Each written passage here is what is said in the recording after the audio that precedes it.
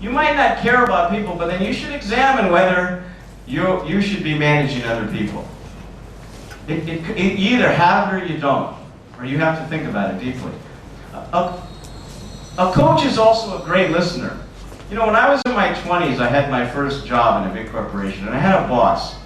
And this boss, his name was, I think, Neil, big tall guy. And we would have a meeting every 2 weeks, right? And he would sit there and he wouldn't say one word to me. He was my boss. So when someone doesn't talk to you, you just keep talking. And I would say, well, Neil, here's what's going on. We just sit there. And he wouldn't even look at me. In fact, he would look the other direction. So I would just keep talking. Sometimes I thought I should just have a picture of him in the meeting because he never said anything. But every 10 minutes he would wave his hand. And I knew that meant to stop. And he would ask me a question, just like Socrates would ask a question, directing me to where he wanted me to go. He would say, great, excuse me, have you ever thought of this? And what would you do differently if you had to do it all over again? And where are you stuck? I would think, wow, I never thought about that. And so I would start talking, he would be quiet, and I would just keep talking. He would wave his hand, he would ask me another question. So good coaches are great listeners. You know, we all have noses. Opinions are like noses, right? We all have them. It's more important to ask good questions. So great leaders ask good questions. Great coaches are always looking for ways to give feedback. In my research, I've discovered that people don't do well with evaluation. And by the way, here's your evaluation. You're an A, or you're a B, or you're a C. People get defensive. They don't know what to do with that. It's better to give feedback in the way of questions. Imagine you had an employee who just gave a presentation. It was terrible. You couldn't hear him, and the numbers were you couldn't read the slides.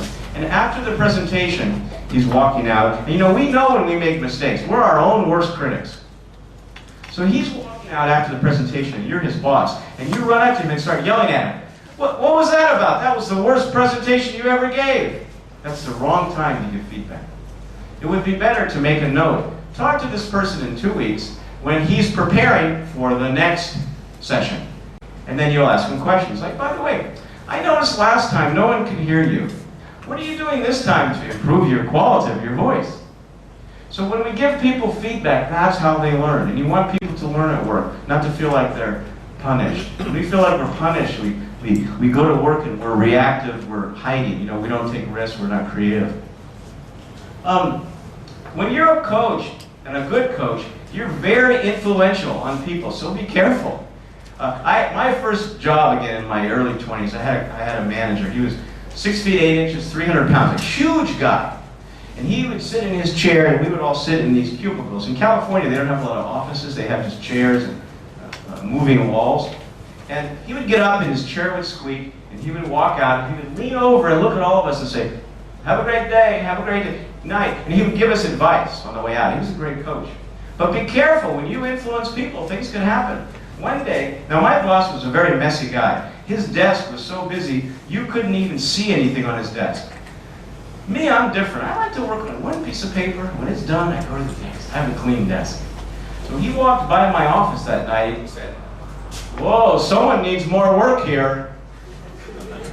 Walked home. And I was only 22. I thought, oh no, I'm going to get fired.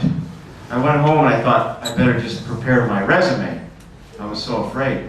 But before I went home, I sat there for 2 hours. What am I going to do? My boss thinks I'm not busy. So the next day, my boss gets up. He's walking by my office. He looks at me. He goes, wow, someone's really busy today. Keep up the good work.